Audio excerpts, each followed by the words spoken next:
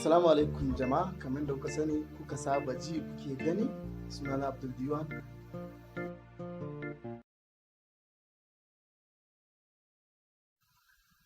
Na taka rol a as mai gidan mawaƙi Kamal.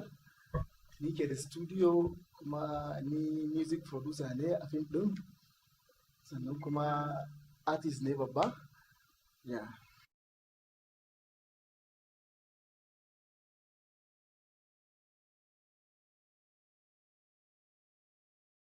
Gaskiya aikin ya burge ni, ina so yanda ya burge ni su ma masoya na ya burge su, sannan kuma a dama ce da nake ta so ɗan nan su samu tuntuni, sai yanzu Allah ya kawo ta. Ina farin ciki sosai, ina farin ciki sosai.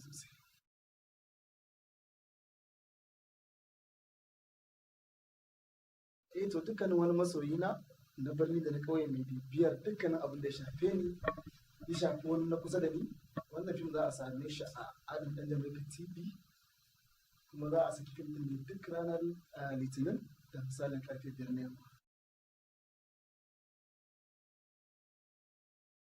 Insha Allah za mu kawo musu ci gaba wanda za su ga yafi abin da suka kalla a baya, saboda wannan ɗan ganni kaɗan ne, wancan kuma za a ganni da yawa. Da ni da Hajiya mai kuɗin ba, saboda ƙila za a nuna na ji haushin abin da ya faru da na ba da lambar shi, ko kuma za a nuna na ji daɗin ɗaukakar da ya samu. Insha Allah za a ga ci gaba ɗaya. Ina muku fatan alkhairi. Allah ya sa a wannan fim ya je inda ba a tunani ba.